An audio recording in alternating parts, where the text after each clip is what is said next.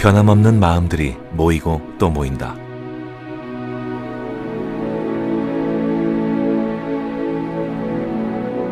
발걸음 하나하나에 묻어있는 그를 향한 진한 그리움.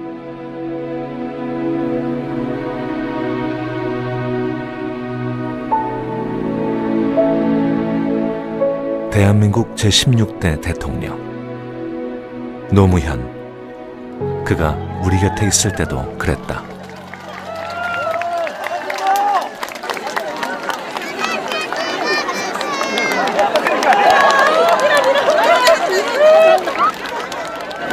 인천, 서울 여러 군데서 왔어요.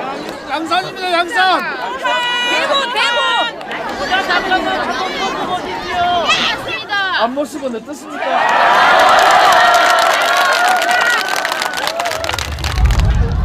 시민이 돼 고향으로 돌아온 대통령을 보기 위해 많은 사람들이 시골 마을을 찾았다.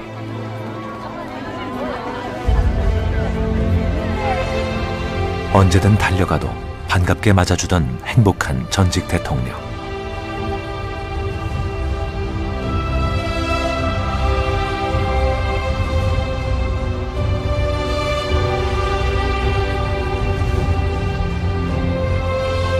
그는 지금도 여전히 많은 사람들에게 그리움의 대상이다.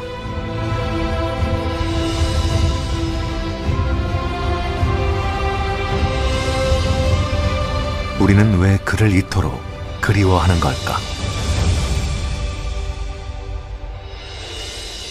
그는 우리에게 어떤 존재인가?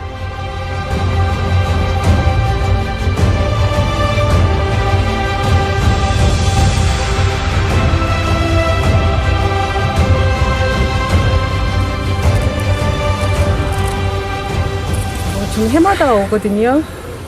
해마다 오는데 저 말씀하신 게 지금 우리한테 하시는 말씀 같아. 그의 삶 속에 그의 꿈이 있었고 우리 모두의 소망이 있었다.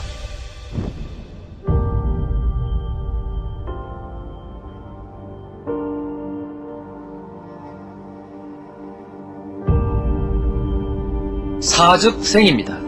죽는 길로만 갔는데 대통령이 됐어요.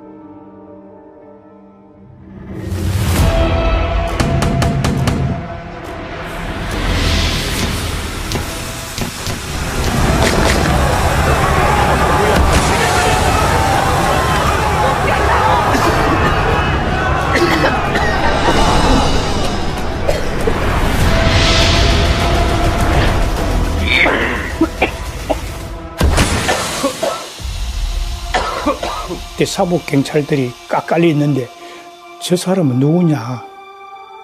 노무현 변호사랬겠네. 인간으로서는 저 독종이다면서 저 냄새를 어찌 맡고 있느냐 하면서 체류탄 독한 거를 맡으면서 기침을 하면서 계속 버티고 있었어요.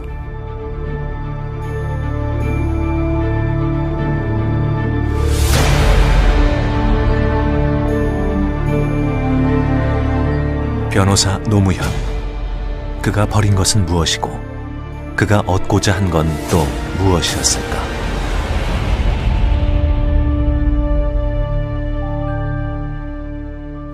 노 변호사님은 숫자 개념이 굉장히 강했어요.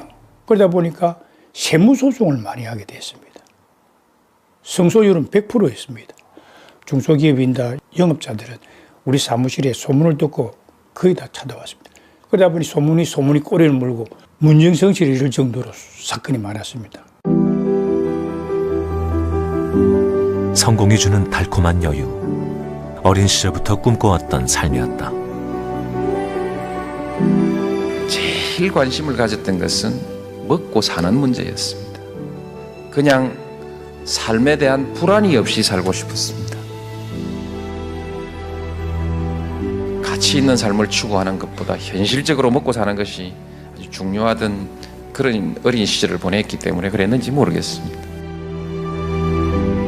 가난한 농부 집안의 3남 2녀 중 막내로 태어난 노무현은 일찍부터 가난이 주는 고통을 알았다.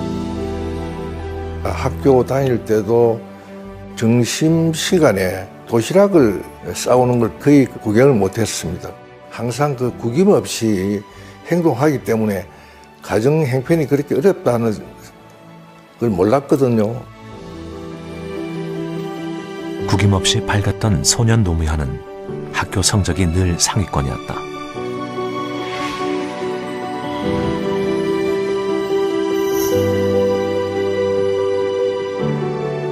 중학교 때도 전교 1, 2등을 했지만 진학은 꿈도 꾸지 못했다. 제가 중학교 3학년 다닐 때는 진학을 할 형편이 안 될 것 같아서 진학을 포기하고 공무원 시험 준비를 했습니다. 고등학교 다닐 때도 취직, 어떻게 부모님을 모실까.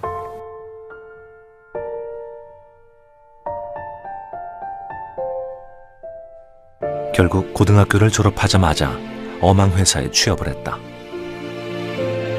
한 달 근무하고 나니까 월급을 2,700원 주더라는 거죠. 그게 한 달 하숙비도 안 되니까 아 이건 아니다. 앞으로 어떻게 할 것인가, 뭐가 될 것인가, 고시가 될 때까지는 나오지 않겠다 이런 결심을 하고 왔는데 성공하려고 고시를 했습니다. 판사가 되고 싶었습니다. 왜? 출세니까.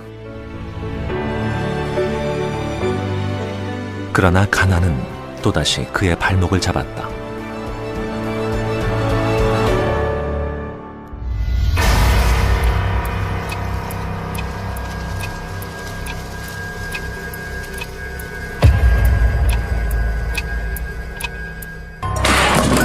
책살 돈을 벌기 위해 잠시 나간 공사장에서 사고를 당하고 만다.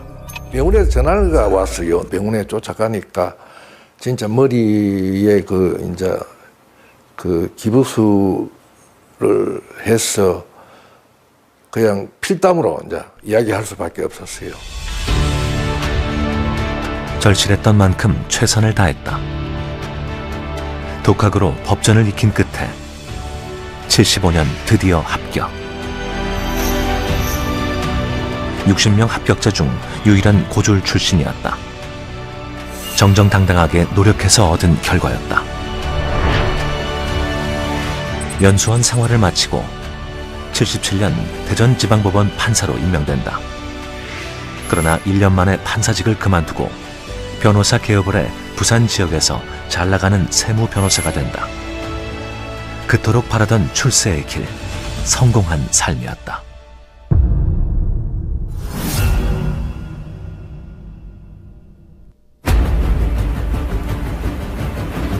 동료 변호사의 부탁으로 맡게 된 사건이었다. 사회과학 독서 모임 젊은이들을 간첩으로 몰아 고문하고 구속했던 불임 사건. 계단을 갔다가 올 때면 항상 그분이 오시는 거 인적 소리가 들립니다. 휘바람 불면서 어깨를 끄덕끄덕 하면서 휘바람 불고 계단을 갔다가 터벅터벅 한 칸 두 칸 뛰어 올라오는 성격인데 그날따라는 오시는 소리도 안 들리고 문을 탁 들으시더만 바로 자기 변호사 방으로 들어가시더라고요. 책상에 이렇게 툭 엎드리고 있더라고요. 오늘 내가 교도소 갔다 와가지고 피고인을 시국 사건과 관련된 피고인 사람 만났는데 앞으로 그 피고인들을 위해서 나는 재판을 해야 되기 때문에 일반 사건 자체를 이로부터 맡지 마세요. 그럼 오로지 그 시국 사건과 관련된 노동사건이다 보니까 사무실 운영도 못해요. 직원들 봉급도 못 줘요. 아찔하죠. 그래서 앞으로 어떻게 하면 좋겠냐 했더니 아마 없으면 없는 대로 하면 될 거 아니냐. 정의감이 굉장히 불타는 분 아닙니까? 아직 속된 말 머리 굴리는 사람 아닙니까? 어느 누구도 말할 수 없죠. 국가라는 이름으로 안보라는 구실로 폭력이 자행되던 시절.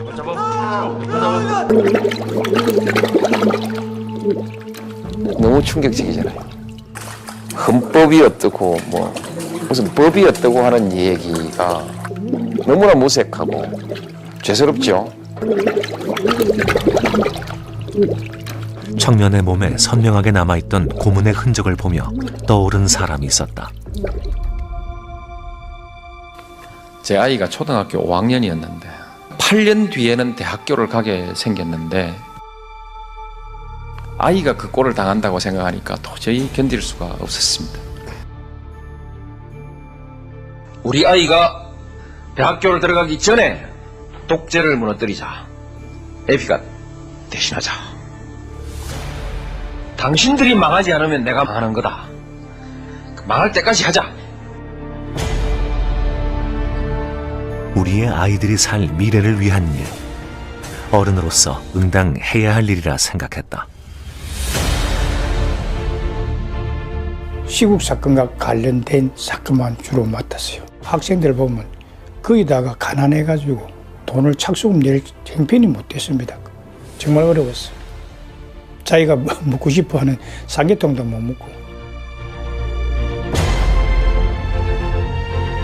성공한 변호사로 누리던 모든 것을 내려놓고 독재 권력과 맞섰고 사회적 약자인 노동자를 위해 싸웠다. 늘 맨 앞에 서서 민주주의를 외치던 그는 결국 구속되고 만다.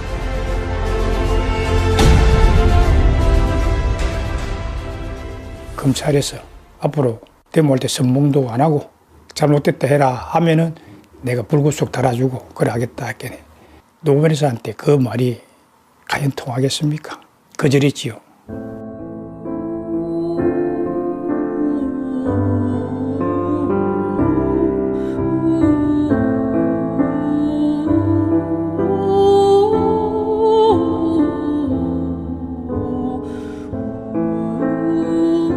옳은 길을 가기 위해선 자신이 가진 것을 버려야 했다.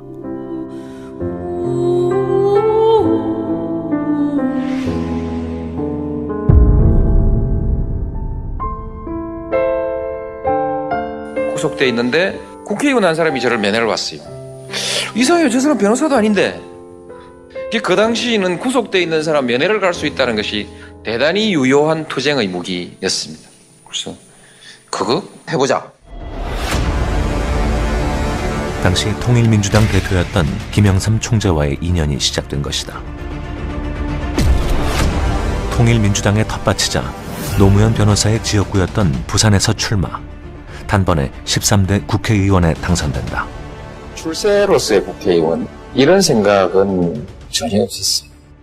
노동자들에 대한 지원 활동, 노동운동에 대한 지원 활동을 자유롭게 할 수 있는 신분을 취득하고 싶었죠. 초창기 그 의정 활동이 전부 다 노동 현장이었습니다. 그렇게 인권 변호사 시절 하던 일을 국회의원이 된 뒤에도 계속 해나갔다. 노동위원회에서 첫 회의 때 딱 뵀는데 국회에서 법률을 가지고 이렇게 노동부를 상대로 이렇게 질의하시는 모습을 보면 법을 정말 너무 잘 아는 분이다, 이분은. 그러니까 법률가로서 완전 A급이구나. 저분 너무 똑똑하셔. 똑똑한 사람들 중에는 정의감이 없는 분들도 많은데 정의감이 막 어마어마한 거예요, 이분이. 정의감이. 노조 설립을 방해하는 그런 사용자들의 행태와 그걸 편드는 노사정책국의 국장의 태도, 장관, 차관의 태도 이런 거에 대해서 막 불같이 화를 내는 그런 모습, 그거 보면서 제가 되게 좋아하게 됐죠. 와, 진짜 대단한 분이다. 그 똑똑함과 정의로움이 전 국민에게 알려지게 된 사건. 헌정사상 최초로 TV 생중계로 진행된 50 청문회였다. 자위권 발동도 가능하다는 작전 지침이 지계통을 통해 당국 사령부나 그런 국민의 비난을 누가 책임질 겁니까? 아직 본의원은 아직까지 풀리지 않은 의혹이 엄청나게 남아있습니다. 절대 권력을 가지고 있는 권부에는 5년 동안에 34억 5천만 원이라는 돈을 널렁널렁 갖다 주면서 내 공장에서 내 돈 벌어주려고 일하다가 죽었던 이 노동자에 대해서 4천만 원 주느냐 8천만 원 주느냐를 가지고 그렇게 싸워야 합니까? 그것이 인도적입니까? 그것이 기업이 할 일입니까? 답변하십시오. 비애를 느끼면서 이 질문을 하고 있습니다. 많은 노동자들의 피눈물을 옆에서 지켜보면서 함께 가슴이 녹아내리는 느낌을 받으면서 이 질문을 하고 있습니다. 마치 인기 드라마를 보듯 국회의원 노무현을 보기 위해 사람들이 TV 앞에 모여들었다. 정치 스타 노무현의 탄생이었다.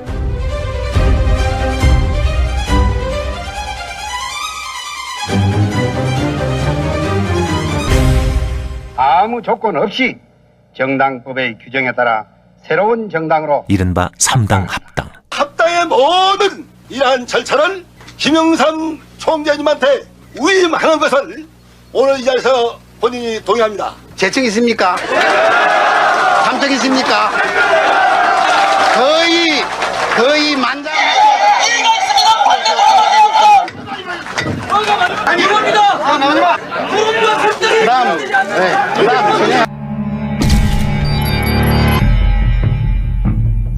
90년 3당 합당을 통해서 정부의 지역이 3개는 한 당으로 합치고 호남은 한 당으로 따돌렸죠. 새로운 지역 구도가 만들어졌죠.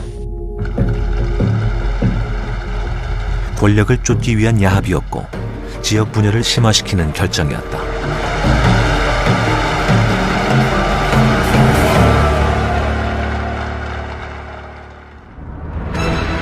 나라를 위해 국민을 위해 뛰는 정치인으로서 받아들일 수 없는 일이었다.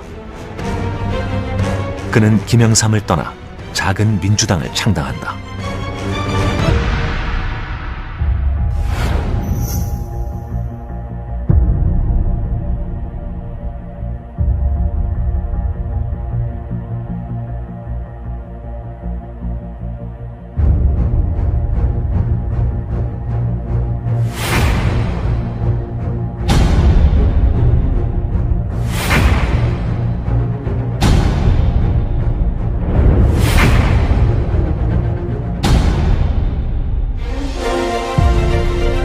연이은 참패 뒤 부산이 아닌 정치 1번지 종로에서 출마할 기회가 왔다. 1998년 제15대 보궐선거. 그의 승리였다. 다시 국회에서 일할 수 있게 돼서 참 기쁘고요. 무엇보다도 저를 당선시켜 주신 종로 구민들에게 감사드립니다. 6년 만에 다시 입성하게 된 국회. 새정치국민회의 노무현입니다.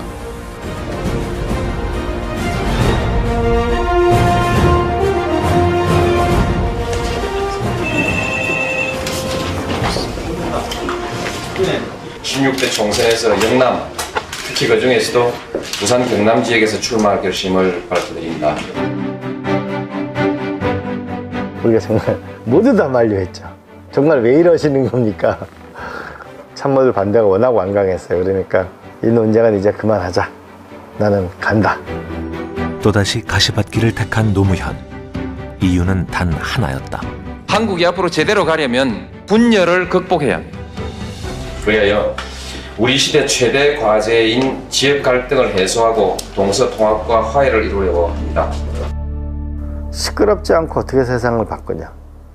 미치지 않고 어떻게 세상을 바꾸냐. 정치인이 사명이 있어야 되는데 이렇게 동서로 분열돼서는 나라를 세울 수가 없다. 분열된 땅 위에는 집을 지을 수가 없다. 그래서 나의 시대적 소명은 이 영호남의 지역을 통합하는 거다. 그래서 가야 된다. 안녕하세요. 저 노무현입니다. 인사 한번 받으세요. 안녕하세요. 반갑습니다. 노무현입니다. 안녕하세요. 노무현입니다. 감사합니다. 부산 민심은 싸늘했다. 노무현입니다. 예, 감사합니다. 노무현 어째 이긴등겨?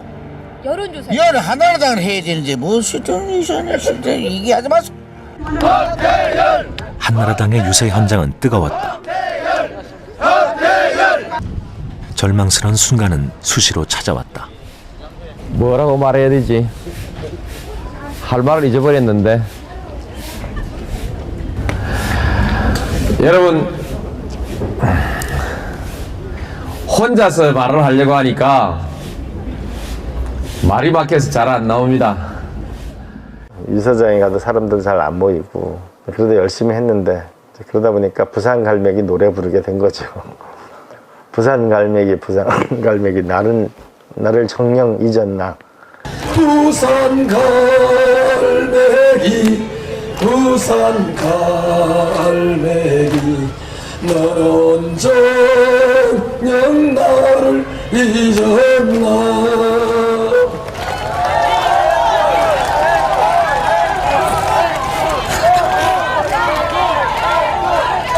지금 이 나라는 남북이 분단되어 있는 속에서 다시 정치인들이 정권 한번 잡겠다고, 그리고 국회의원 배치 한번 달겠다고 지역에서 우리 후손들의 장래를 생각하지 않고 지역 감정을 부추기고 그렇게 해서 나라를 동서로 갈라놓고 있습니다. 영남과 호남 모두에서 지지받을 수 있고, 그래서 동과 서를 하나로 합쳐서 광주에서 콩이면 부산에도 콩이고 대구에서도 콩인 옳고 그름을 중심으로 해서 인물과 정책을 중심으로 해서 그렇게 정치를 해나갈 수 있는, 그래서 국민들에게 봉사할 수 있는 새로운 정치를 이 노무현이 열겠습니다. 늘 그랬듯 그는 이번에도 진심을 다했다. 이 시대 우리에게 필요한 것이 무엇인지 목이 쉬도록 외쳤다. 여러분께 약속드리는 것은 제 인생을 걸고 제 스스로에게 맹세하는 것입니다. 저는 제 자신에 대한 맹세 그리고 여러분에 대한 약속을 결코 깨뜨리지 않겠습니다. 여러분을 실망시키지 않는 정치인으로 남겠습니다. 언제 어느 때 어떤 일이 있더라도 저는 여러분을 실망시키지 않는 정치인으로 반드시 남겠다는 약속을 여러분께 드립니다. 진심이 통했다. 차가웠던 민심이 조금씩 돌아서기 시작했다. 선거 막바지에 실시된 여론조사에서 한나라당 후보를 제치고 1위를 했다. 선거 사무실에는 당선에 대한 기대감이 피어오르기 시작했다. 감사합니다가 나요. 정말 고맙습니다. 그러니까 정말 감사합니다가 나왔는데 정말 고맙습니다. 오케이. 일감이 어떠십니까? 약간의 불안이 있을 뿐이지 그냥 냉정하게 평가해보면 이기는 건 틀림없을 것 같아요. 그러나 항상 승부를 앞두고 있는 사람은 언제나 약간의 불안을 느끼게 마련이죠. 불안합니다. 여론조사는 앞섰지만 결과를 장담할 수 없었다. 박빙의 승부가 예상됐다.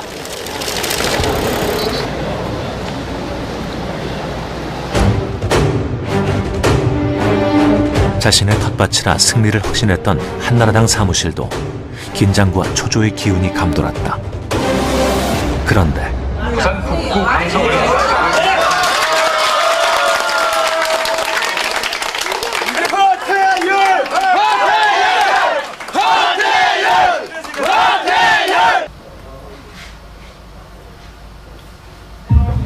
기대가 컸던 만큼 슬픔도 컸다.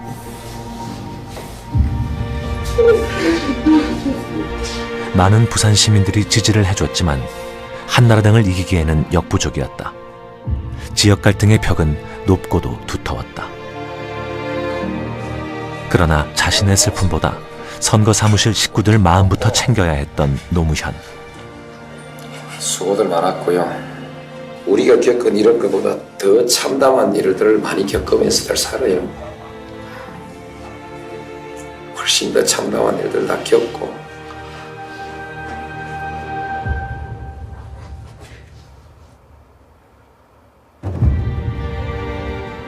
이제 정치를 그만하자 이제. 너무 힘들다. 그렇게 말씀했어. 그럼에도 그것이 우리의 현실임을 받아들여야 했다. 그날 밤 마음을 추스른 노무현은 자신의 홈페이지에 이런 글을 남겼다.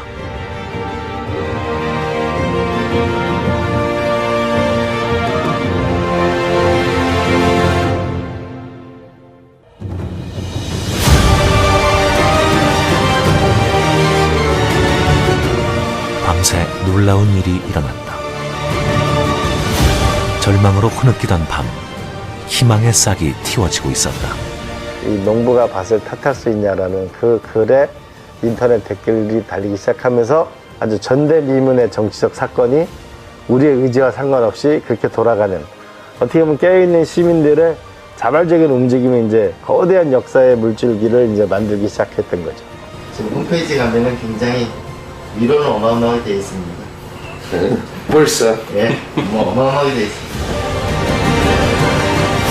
격려와 지지의 글들이 소나기처럼 쏟아졌다.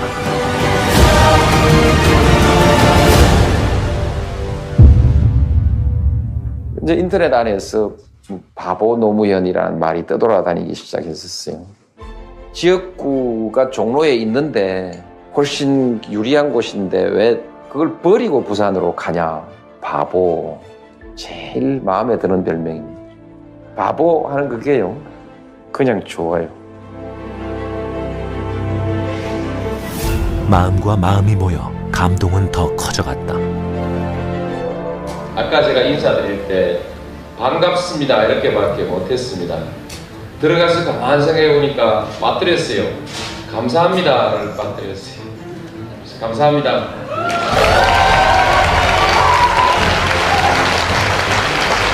아주 평범하고 소박한 사람들이 꿈이 있어요.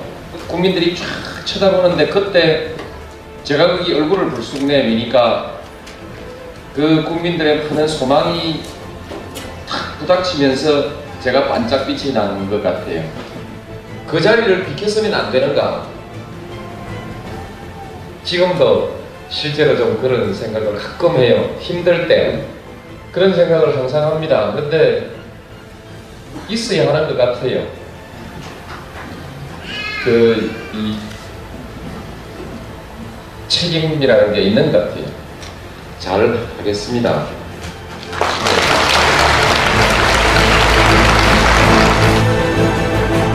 무거운 책임감이 어깨를 짓눌렀지만 사람들의 꿈과 희망을 외면할 수 없었다.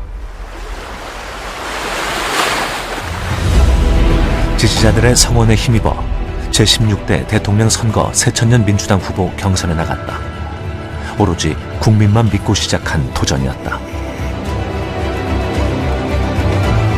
오직 외길만 걸어온 한화가비를 도와주지 않으면 누구를 도와준다는 말입니까? 환란한 일철 공부를 누르고 영광의 승리를 여러분에게 바치겠다는 것을 다시 약속드립니다. 누가 이겨야 민주당의 정통이 바로습니까? 누가 이겨야 이 나라의 정의가 바로습니까? 누가 이겨야 이 나라의 원칙이 바로습니까? 누가 이겨야 이 나라의 동서화합이 이루어지겠습니까? 노무현 후보 125표. 첫 경선지 제주에서는 3위. 두 번째 경선지는 동서화합을 위한 첫 시험대 울산이었다.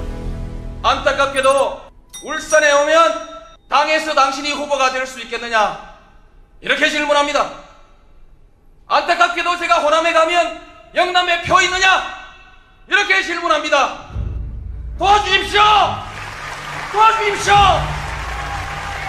반드시 동서화합을 이루어내고 우리 국민의 정부 성공한 정부로 만들어내겠습니다. 도와주십시오. 열심히 했습니다. 열심히 하겠습니다. 결과는 노무현 후보 298표로 1위.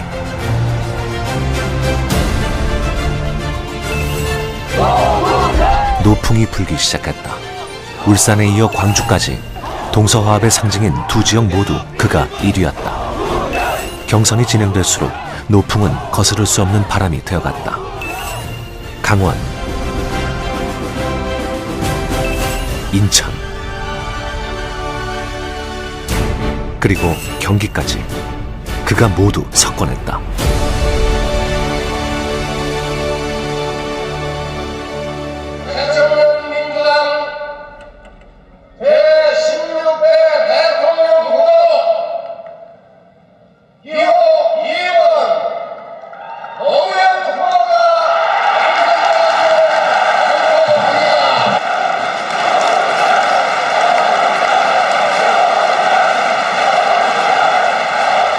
불신과 분열의 시대를 끝내고 개혁의 시대, 통합의 시대로 함께 나아갑시다. 드라마는 계속됐다. 우리 아이들에게는 정의가 승리한다는 역사를 물려줍시다. 착한 사람이 이긴다는 믿음을 물려줍시다. 그의 외침에 더 큰 메아리가 되어 돌아온 국민의 응원과 지지.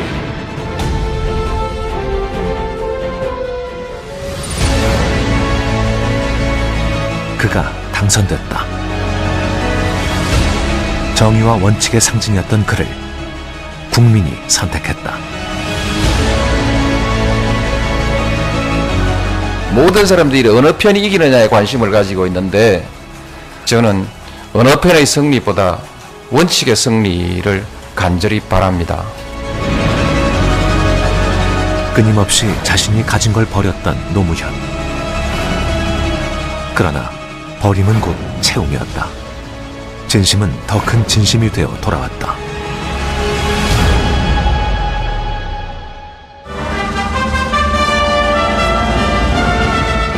특권과 반칙이 없는 사회, 원칙과 신뢰, 새로운 정치, 그것은 이미 시작됐습니다. 여러분들이 시작하신 것입니다. 대통령으로서의 직책을 성실히 수행할 것을 국민 앞에 엄숙히 선서합니다.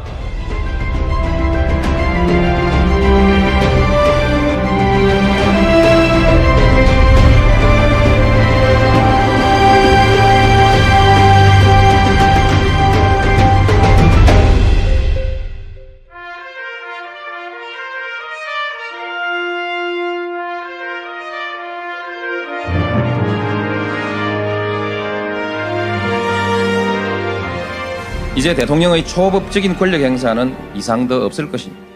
국가정보원, 검찰, 경찰, 국세청 이른바 권력기관을 더 이상 정치 권력의 도구로 이용하지 않겠습니다. 저는 이들 권력기관을 국민 여러분께 돌려드리겠습니다. 대통령은 취임하자마자 개혁을 단행했다. 특권 없는 세상을 위한 첫걸음이었다. 검찰 개혁을 앞두고 검사들과 만남의 자리를 마련했다. 개혁에 관해 진솔한 대화를 나눌 계획이었다. 지금부터 대통령과 전국 검사들과의 대화를 시작하겠습니다. 대통령에 취임하시기 전에 부산 동부지청장에게 청탁 전화를 하신 적이 있습니다. 그때는 왜 검찰에 전화를 하셨습니까? 이쯤 가면 막 하자는 거죠. 우선 일이 되면 양보 없는 토론을 할 수밖에 없습니다. 청탁 전화 아니었습니다. 대통령님께서 83학번이다라는 보도를 어디서 봤습니다. 제가 혹시 기억하십니까? 대통령의 개인적 약점 신문에 난 거 그거 오늘 거론하는 자리가 아니죠. 검찰 개혁은 이제 그런 식으로 할 수 있는 일은 아니었던 것 같다. 합리적으로 대화해서 그 문제를 검찰 스스로 자기를 개혁하도록 한다. 이것은 그러니까 너무 검사들을 신뢰했던 게 아닌가? 언론 역시 개혁의 대상이었다. 대통령은 끊임없이 소통을 하며 개혁의 필요성을 이야기했다. 왜 유독 언론만이 부당한 권리와 부당한 이익을 계속 주장하는지, 민주화 이후의 모든 조직과 집단이 관행이라는 이름으로 누리던 부당한 이익을 다 포기하고 있는데 왜 언론은 그렇게 못합니까? 언론의 이기주의가 너무 지나칩니다. 대통령 스스로도 권위를 내려놓았다. 선생님이 그러는 거야. 근데 이상하게 대통령한테 임명장을 받는데 왜 이렇게 고개를 숙이고 임명장을 받는 거야? 참 불편한데? 그래서 제가 이제 딱 가보니까 경호실에서 대통령 임명장 받는 자리에 이렇게 딱 노란색 라인을 해놨어요. 대통령이 서 있는 자리를 표시해놓고. 근데 거기서 이걸 받으려면 기본적으로 멀기 때문에 이거 고개를 숙일 수밖에 없는 거예요. 그래서 이거 앞으로 당기자, 앞으로. 너무 권위적이다. 라고 하니까 이 대통령 각하에게 위해를 강할 수 있게. 아니 무슨 상 받으러 오는 사람이 무슨 위해를 강할 일이 있냐. 그래서 이제 지금은 굉장히 이게 옛날 사진 보면 다 이렇게 봤죠, 이렇게. 응? 임명장. 근데 요새는 그게 다 없어졌죠. 한 발 더 가까이 다가가고 먼저 손 내밀고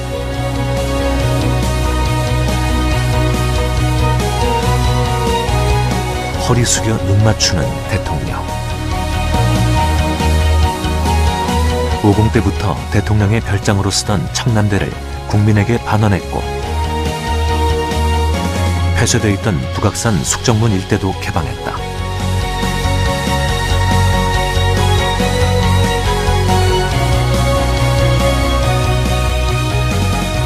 대통령 되고 하나 누리는 것 중에서 제일 기분이 좋았던 것이 북악산을 누릴 수 있다는 것입니다.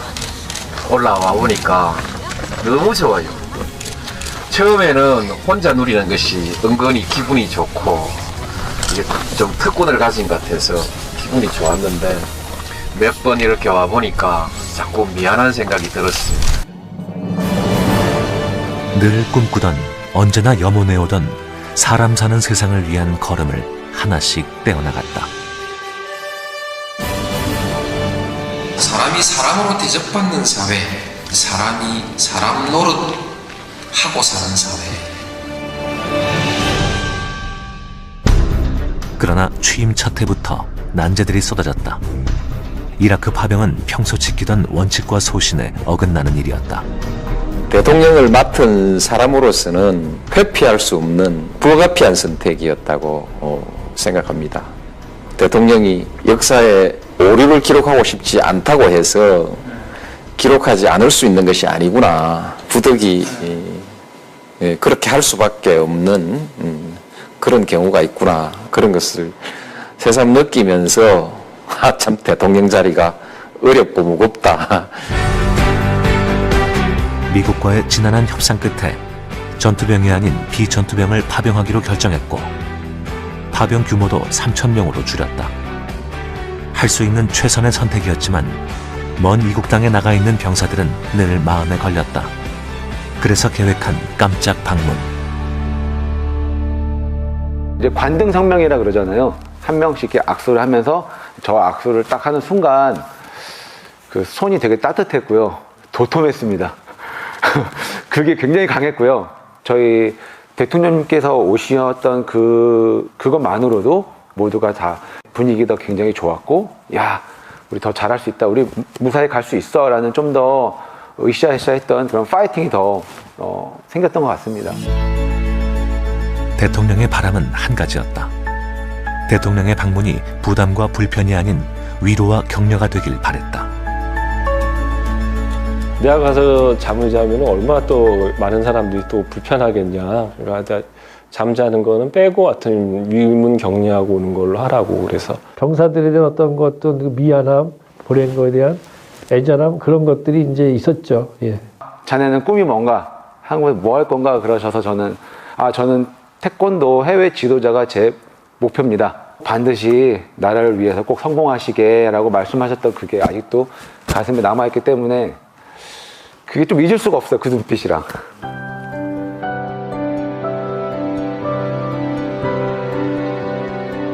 병사들과 눈을 맞추고 짧게나마 진솔한 이야기를 나눴던 대통령. 그는 매 순간 진심으로 국민을 대하는 지도자였다.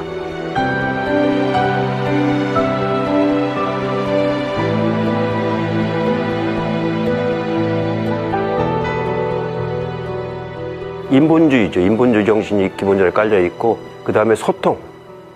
뭐든지 민주적으로 소통을 해가면서 문제를 풀어가겠다는 그런 인본주의, 사람 사는 세상과 그 다음에 소통, 그 다음에 균형, 그런 걸 중심으로 해온 게 그런 점이 큰 차이점입니다. 그런 점에서 아주 정직한 대통령이었다고 저는 기억을 하고 있어요.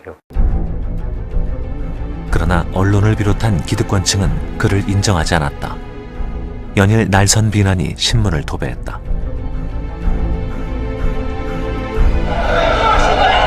취임한 지 1년 만에 국회에서는 헌정사상 초유의 사태가 벌어지고 있었다.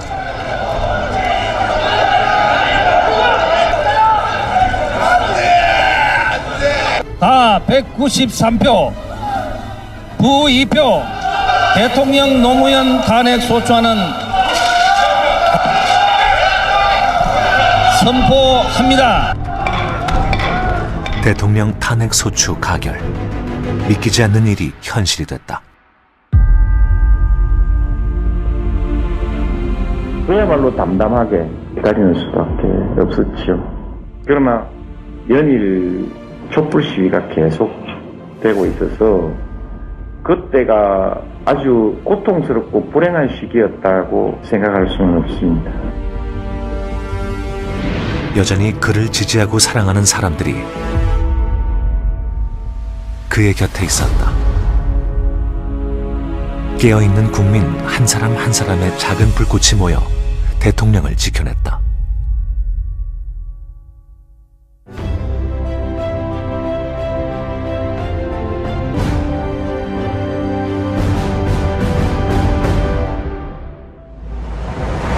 한미 자유무역협정 즉 FTA의 협상 출범을 공식 선언하였습니다. 2006년 한미 FTA 반대 여론은 거셌다.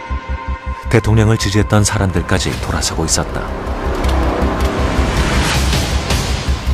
어쩌면 탄핵 때보다 더 고통스러웠을 시간. 대통령의 고민은 깊었다. 아무리 열심히 연구하고 분석하고 흔히 말하는 시뮬레이션을 해도 여전히 불확실성은 남아 있습니다. 지금 세계 경제가 이렇게 운동해가는 과정에서 낙오할 수도 있는 것이죠. 조금 일찍 뛰어들면은 좀 앞서갈 수 있다는 그런 기회가 될 수도 있죠. 대통령의 기준은 단 한 가지였다. 국가의 미래를 위해 무엇이 옳은가였다. 한미 FTA는 그거는 전략적으로 선택하신 거거든요. 모든 전문가들의 보고를 받아보고 모든 데이터들을 가지고 평가해 봤을 때 한국이 경제적으로 번영을 이어나가려면 이 시대의 흐름, 개방화의 흐름을 능동적으로 올라타지 않으면 안 된다 이렇게 판단을 하시고 이거는 내가 욕을 먹더라도 비난을 감수하고서라도 우리 사회의 미래를 위해서 내가 해야겠다라고 결심하고 하신 거거든요. 노무현 대통령의 여러 유산 중에서 경제 분야에서는 제일 큰 유산이 역시 FTA라고 봐야죠. 결과는 수치로 증명됐다. 한미 FTA 이후에도 한국의 대외 경제는 흔들림 없이 성장해 나갔다.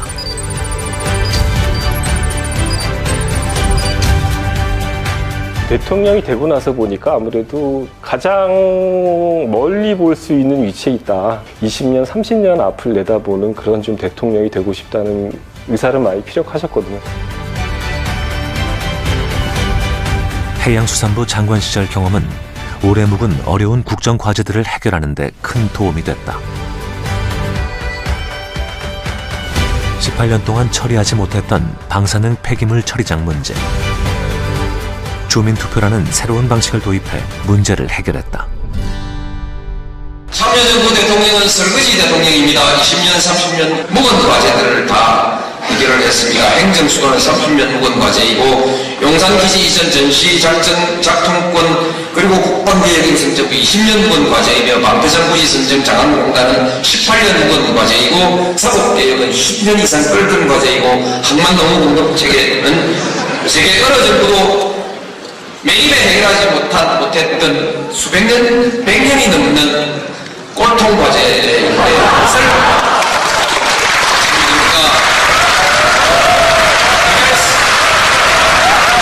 이제 모시고 일했던 입장에서 대통령님 임기 중에 해결이 불가능하거나 이런 문제들은 시끄럽기만 하고 그래서 지지율만 떨어지고 이러니까 좀 말씀하시지 말고 될 만한 것만 말씀하시면 안 될까요? 이제 그렇게 여러 번 건의드렸거든요. 대통령 말씀은 대답은 한결 같았어요. 내가 해결 못하더라도 이런 문제가 있다는 말은 해놔야지. 이야기는 해놔야 될 거 아니야. 그렇게 말씀하시곤 했거든요. 노무현 대통령이 했던 말 중에 참 인상적인 게 평범한 사람하고 지도자하고 차이가 뭔지 아냐? 그래서 뭐죠? 그러니까 보통 사람은 이러다가 내가 다치는 거 아니야? 이러다가 다음엔 내일이 없는 거 아니야? 이렇게 몸살이는 사람이고 지도자는 몸을 사리지 않고 결단하는 사람이 지도자다.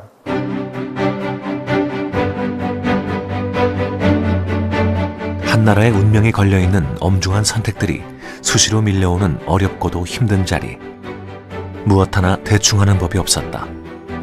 늘 고민에 고민을 거듭해 내린 결론들.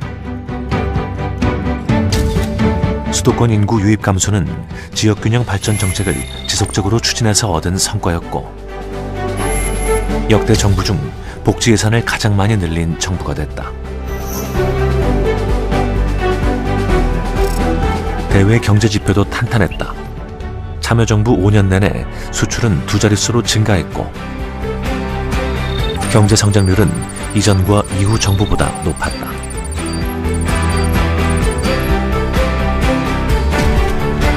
한국 경제에 대한 외신의 평가는 국내 언론과 달랐다.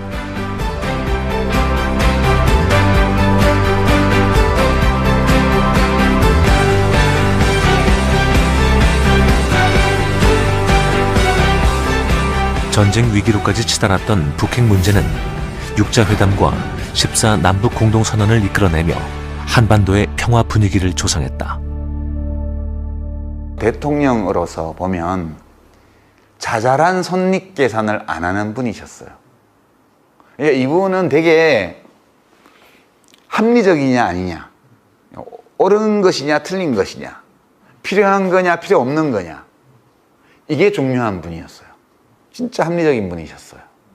들어보고 그게 합리적이면 뭐든지 다 받아들이는 분이셨어요. 나는 내 이름이 드러나고 이렇게 존경받는 것을 원하지 않는다. 나는 욕먹어도 좋다. 그 대신에 꼭 해야 될 일은 꼭 하고 뒤에 오는 정부에 부담을 주지 않겠다. 그런 점이 지도자로서 우리가 존경할 만한 점이고, 그래서 국민들이 뒤늦게 이제 노무현의 진가를 아는 것이 아닌가, 그런 생각이 듭니다. 단 한순간도 긴장을 놓을 수 없었던 5년. 자신을 믿고 뽑아준, 그리고 지켜준 국민을 위해 진심을 다했고 최선을 다했던 시간이었다.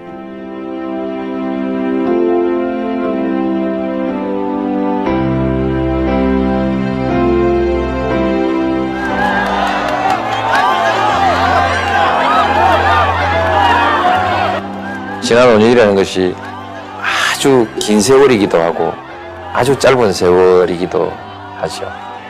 이걸 벗고 이제 돌아가는 것이죠. 시민의 지위로 고향으로 이렇게 돌아가는 것이죠. 우리 역사상 고향으로 돌아온 최초의 대통령이 되었다.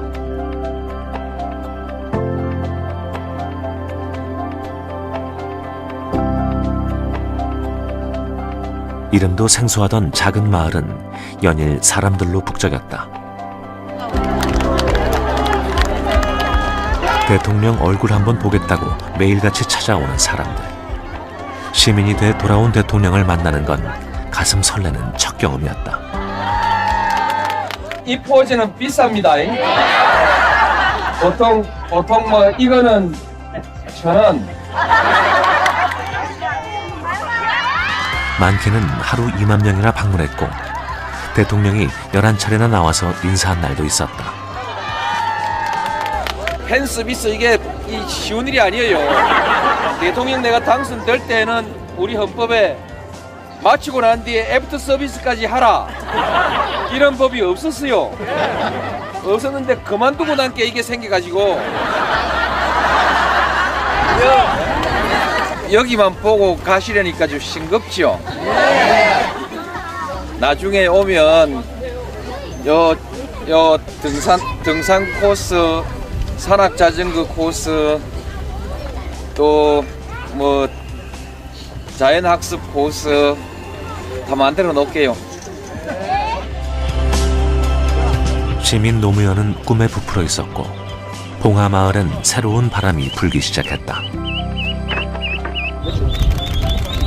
오리 농법으로 재배되는 친환경 쌀 재배를 주민들과 함께 시작했고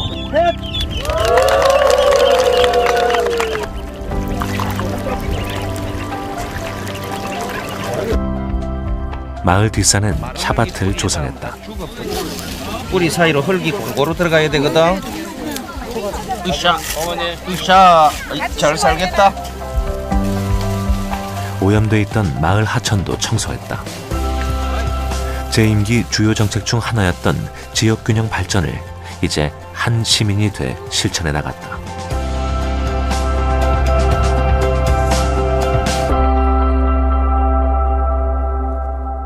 한 인간으로서 대통령 퇴임 이후에 그 한 1년간의 이 어떤 삶 이런 걸 제가 보면 대통령을 지낸 경력을 가진 어떤 시민으로서 정말 잘 살아보고 싶었던 거죠. 시민으로 성공하고 싶으셨어요. 책을 쓰겠다고 해서 학자들을 여러 명 불렀습니다. 그래서 저하고 이제 여러 명의 학자가 봉하에 갔는데 어떤 내용을 쓸 것인가 책을 기획하는 회의를 장시간 하고 전직 참모들이 찾아갔을 때 그 사람들이 있는 앞에서 제가 앞으로 책으로 일가를 이루겠습니다. 이런 희망과 비전과 자신감을 함께 보이셨던 거 아닌가. 누구나 쉽게 읽을 수 있는 민주주의에 관한 책도 쓸 계획이었다. 오래도록 품어왔던 철학적 고민을 담은 책, 시민을 위한 선물이었다.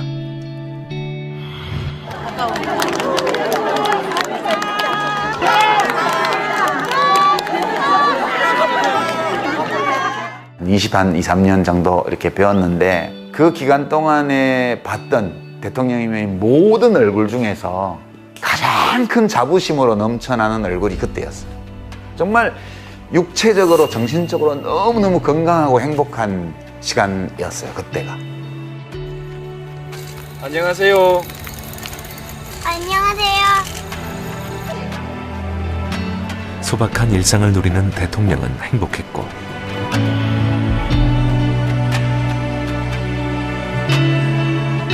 언제든 달려가면 만날 수 있는 전직 대통령을 갖게 된 우리는 뿌듯했다.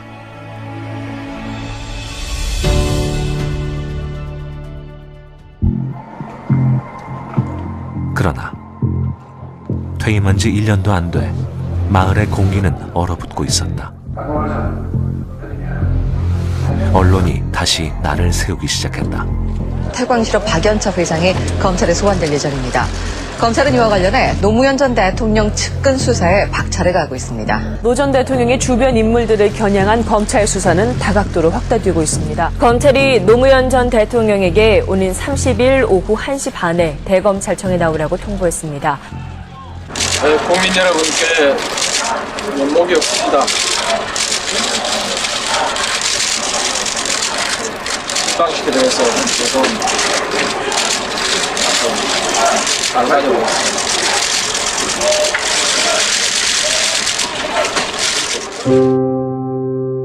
그게 언론에 공식적으로 보인 마지막 모습이었다.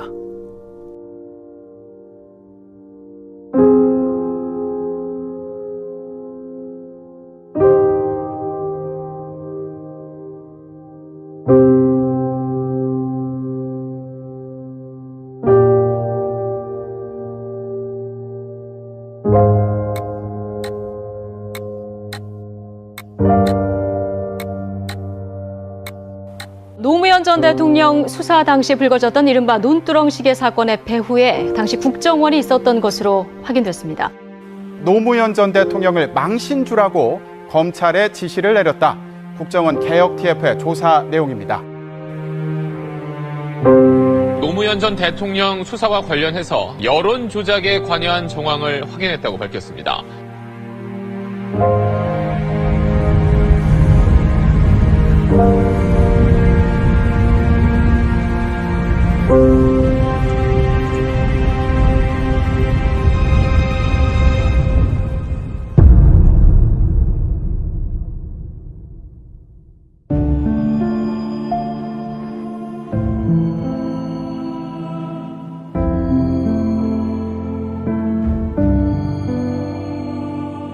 별이 졌다. 어두운 밤길, 빛을 잃은 것처럼 사람들은 절망하고 절규했다.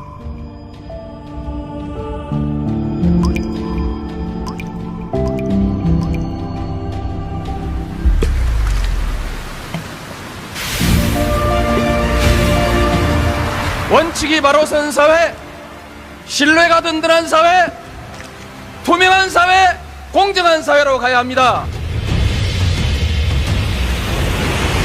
이 위대한 도전에 모두 함께 동참합시다. 그의 외침은 여전히 우리를 흔들어 깨운다. 강물처럼 굽이쳐 흐르고 또 흘러 닿을 꿈, 사람 사는 세상.